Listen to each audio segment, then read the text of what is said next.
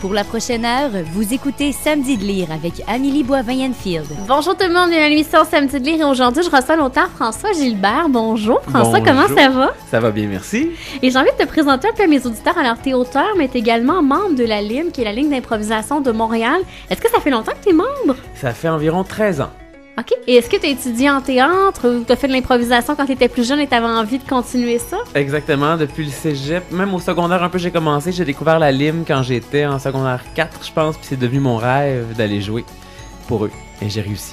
Et tu joues de façon régulière? On est 5 équipes, donc on alterne, donc je joue environ 2 semaines. Ah, c'est le fun ça! Ouais, j'adore ça. Et est-ce que t'as toujours rêvé de vouloir devenir auteur? Non, mais j'ai toujours écrit, j'ai commencé à écrire quand j'avais 6 ans, j'ai écrit mon premier ok. roman, je l'ai terminé, j'avais 7 ans. Fait que j'ai écrit des romans sporadiquement pendant toute mon enfance, mais sans jamais penser que ça pouvait être un métier, ou c'était pas un rêve, moi je rêvais d'être comédien ou imitateur, ou... fait que c'était... Non, j'y ai pensé à l'université. Mais t'écrivais quoi, enfant? Enfant, j'écrivais genre des petites histoires policières menées par un enfant dans une école primaire, puis mon ami faisait les illustrations. Puis après ça, vers 10-12 ans, j'ai découvert Christine Brouillet, ses romans jeunesse, là, j'ai capoté. Fait que là, j'écrivais des affaires qui ressemblaient beaucoup à ce qu'elle faisait. Ah, c'est intéressant. Ouais. Mais est-ce que tu faisais ça lire aux gens qui t'entouraient ou tu gardais ça juste pour toi? Je gardais ça juste pour moi, sauf quand j'étais au secondaire, j'étais dans une option art et communication, puis on devait faire des films. Puis à un moment donné, j'ai dit à ma gang, « Hey, j'ai écrit un roman, ça vous tente de le lire, puis qu'on l'adapte en film pour notre cours de com. » Puis là, tout le monde l'a lu, puis on l'a adapté. C'est le seul qui a été lu. Hey, c'est intéressant, ça. Mais est-ce que c'est un de tes rêves, ça, qu'un de tes livres soit adapté, mais pour le cinéma ou pour la télé éventuellement? Oui! Ah oui, vraiment? Oh oui, j'adorerais ça. Puis est-ce que tu es capable en cours d'écriture de te faire lire par les gens qui t'entourent? Faut que le livre soit terminé avant que quelqu'un puisse le lire. Faut que le livre soit, au moins que mon brouillon soit fait, puis que je me sois relu au moins 2-3 fois avant de pouvoir faire lire à quelques personnes. Mais mon éditeur, lui, a le droit, par contre, d'entrer un peu plus tôt dans mon processus. OK, fait que t'as un petit comité de lecteurs bien à toi, là. Ouais, genre 3 lecteurs, plus mon éditeur. OK. Et t'as étudié, je crois, en littérature parce que t'as fait une maîtrise en écriture. En fait, ton thème de maîtrise, c'était écriture et disparition, écriture et amenuisement. Ouais. Est-ce qu'elle est terminée, cette maîtrise-là? Ah oui, j'ai fini en 2008. C'était une maîtrise en création littéraire. Le thème que t'avais, c'était l'essai qui l'accompagnait. Donc, je devais écrire un roman, en fait, qui était la première version de Coma. Puis, mon premier roman qui a été publié chez Le Méac. Puis, ce que t'as lu, c'est l'essai réflexif qui accompagnait l'appareil créatif de mon mémoire. Alors, à partir de ce moment-là, tu t'avais l'intention d'être publié, là. Oui, ben j'espérais. Oui, j'y pensais même avant. J'avais fait un certificat en création littéraire, puis le travail final, c'est un roman aussi. Puis je l'avais envoyé aussi dans plusieurs maisons d'édition. Il avait été choisi par une maison qui, malheureusement, a fermé avant qu'il publie le roman qui ne sera jamais lu. Est-ce que ça a été difficile de trouver une maison d'édition? Ça a été quand même facile dans ton cas? Ça a été... Dans le fond, j'imagine que ça a été facile, mais ça a été long. J'ai envoyé mon roman, ça m'a pris quand même du temps avant d'avoir des réponses, puis à un moment donné, Pierre Filion chez Le Méac m'appelle, il me dit « Allô, je suis rendu à la page 10, est-ce que je lis pour rien? As-tu déjà un éditeur? » Je fais « Non, lisez. » Puis il m'a rappelé, puis ça a été réglé comme ça, mais ça a pris 3 ans avant qu'il publie quand même. J'ai retravaillé, puis là, ils ont repoussé la date de publication parce que j'étais un jeune auteur inconnu, puis c'était pas un roman sur un thème d'actualité. Fait que ça pouvait attendre. Donc j'ai attendu, j'ai patienté. Je pense qu'ils ont lu Coma en 2009, puis ils l'ont publié en 2012. Oui.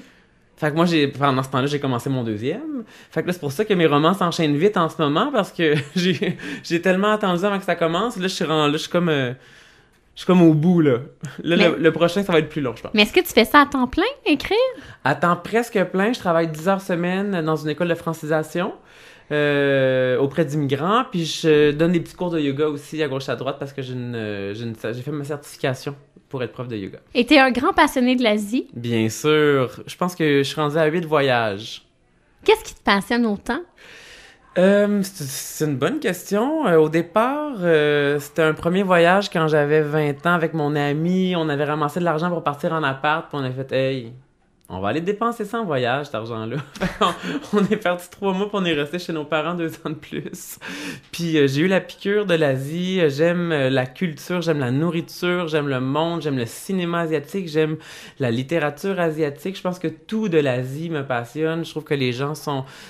moi, tout ce qui est différent de moi, j'aime ça aussi. Donc, de rencontrer des cultures qui m'apprennent à vivre différemment...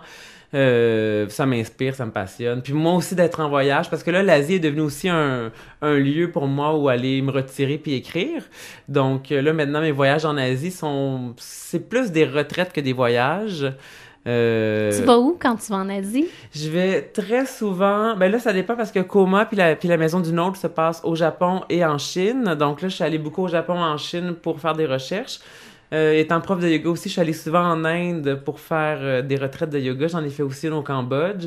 Et j'aime également beaucoup la Thaïlande, où j'ai beaucoup d'amis, où j'ai fait mes cours de plongée sous-marine là-bas, mes cours de cuisine. Fait que c'est pas mal mes pays fétiches en Asie. Ça fait rêver, surtout qu'il fait pas très beau ici. Oui, oui, j'ai très hâte d'y retourner d'ailleurs pour commencer mon 4e. Qu'on devrait pouvoir lire quand, ce 4e-là? Oui, dans 2-3 ans peut-être. OK. J'écris lentement. Je réfléchis beaucoup, je me corrige énormément. Tu sais, je vais revenir sur mes manuscrits une centaine de fois, là. J'aime ça. Le mettre de côté, revenir, corriger. J'écris bien lentement. Et je veux qu'on parle de tes romans. On a Oui. parlé du premier Coma qui a été publié en 2012. Ouais. Et t'as remporté le prix Canada-Japon Oui. avec ce roman-là. Ouais, j'étais tellement Je fière. connaissais même pas ça, ce prix-là. Moi non plus! C'est un super beau prix, en fait, qui est remis à... C'est pas nécessairement une œuvre de fiction, c'est pas nécessairement un roman, c'est à n'importe quel livre publié au Canada qui traite du Japon. Donc, ça aurait pu être un essai. Tu sais, il y a une femme médecin anthropologue qui l'avait gagné parce qu'elle avait parlé, il me semble, du coma au Japon. Tu sais, c'est pas nécessairement un auteur qui le gagne de roman. Donc, quand j'ai su que j'avais gagné ça, j'étais comme tellement content, bien excité. Puis la cérémonie est tellement le fun. On va à Ottawa, le diplomate, on va dans sa maison, on a un repas 3 services avec... C'est très, très, très protocolaire, là. C'était une belle expérience. Est-ce que c'était accompagné d'une bourse? Oh oui, de 10 000 $. Wow!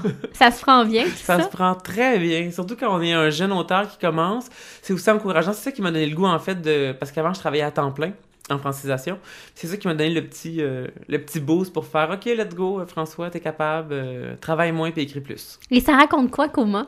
Coma, c'est l'histoire d'un très jeune adulte qui fuit le Japon pour la Chine parce qu'il se sent coupable d'avoir fait du mal à sa fiancée qui s'est suicidée par amour pour lui, par désespoir. Donc, il s'en va comme en Chine, qui est comme un lieu hostile un peu pour les Japonais à cause du racisme, pour s'emprisonner. Il vit dans un hôtel, il veut devenir personne, il s'efface complètement, il veut avoir plus d'identité parce qu'il trouve ça plus facile que d'en avoir une.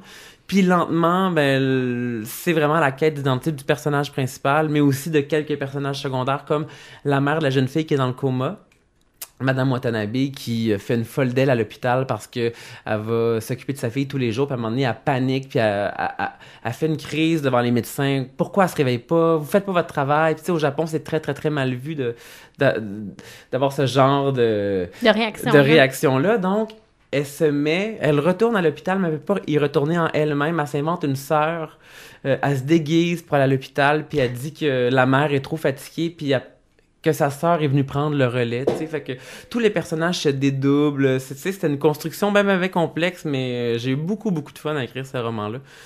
Ça donne vraiment envie de le lire. Et le deuxième roman, c'est La Maison du Nôtre, qui a été publié en 2014. Oui, il est plus récent, il est encore plus frais dans ma mémoire, je l'adore ce roman-là. Moi, je me souviens de la page couverture. Oui, la mariée avec son petit voile, c'est une belle image que Fanny Loisel, l'assistante de mon éditeur, avait trouvée. C'est l'histoire de Nanami, une japonaise super brillante qui a fait des études, qui à 12 jours de son mariage est devenue femme au foyer parce qu'en banlieue au Japon, c'est la norme encore aujourd'hui d'être femme au foyer, d'élever les enfants. Donc elle a un futur mari architecte, brillant, riche. Ils sont en train de se faire construire une maison dans une banlieue japonaise. Et quand le roman commence, ben elle a des nouvelles de son fiancé, de son ancien amant suisse, parce que elle, Nanami, en fait, c'est une femme qui, dans son passé, avait un rapport à sa sexualité assez trouble. C'est-à-dire que dès qu'elle vivait quelque chose de trop intense, elle prenait le train pour Tokyo, puis elle allait dans un genre de bar à touristes, là, tu sais, où tu sais, il y a toujours des bars dans les pays où les touristes vont, puis elle se pognait un touriste, elle rentrait dans son hôtel, puis ça... Comme elle se libérait de toutes ces tensions accumulées. Fait que le roman commence quand son ancien amant suisse, le seul dont elle est tombée amoureuse, l'appelle parce qu'il a besoin d'aide. Il a tué par accident une prostituée, puis lui demande de l'aide pour se débarrasser du cadavre. Et elle... qui, à 2 jours de son mariage, est terrorisée par la vie qu'elle imagine ennuyeuse, banale, qui l'attend avec son futur époux, décide d'accepter de l'aider à se débarrasser de ce cadavre pour un peu changer la trajectoire de son destin. Donc ça, c'est comme la situation initiale, en fait, puis c'est son parcours qu'on va suivre, parce que c'est comme un faux thriller policier, là. En fait, c'est plus un thriller identitaire où elle va, elle aussi, découvrir, en fait, qu'est-ce qu'elle veut, qui elle est vraiment, quelles sont ses vraies ambitions, qu'est-ce qui va la rendre heureuse. Donc oui, Nanami, elle va vivre beaucoup de choses dans la maison d'une autre. Et j'ai l'impression que tes structures sont assez complexes. Est-ce que avant d'écrire ton roman, t'as déjà cette idée-là de rendre ça complexe comme ça, ou c'est en cours d'écriture que ça vient? Je me fais jamais de plan avant de commencer un roman. Ah non, ok. Mais souvent, j'ai un plan de la structure, de l'évolution psychologique du personnage. Donc, je sais dans quel état il est quand l'histoire commence, puis je le sais dans quel état je veux que le personnage soit à la fin du roman. Mais quelles sont les actions, quelles sont les aventures ou les événements qui vont faire en sorte que l'évolution psychologique va avoir lieu, je les connais pas d'avance. Puis c'est en écrivant que ça vient, c'est un peu comme des fois de l'impro, justement, tu sais. Mon expérience d'improvisateur me sert dans l'écriture. Je me laisse aller, je m'abandonne, je fais des essais. Quand je sens que c'est vraisemblable, je le garde, puis j'évolue là-dedans, puis j'essaie d'incarner le personnage quand j'écris aussi. C'est pour ça que j'aime ça être seule puis m'isoler. Là, je rentre vraiment dans une espèce de bulle où j'essaie de ressentir la présence de l'autre en moi, puis là, ben...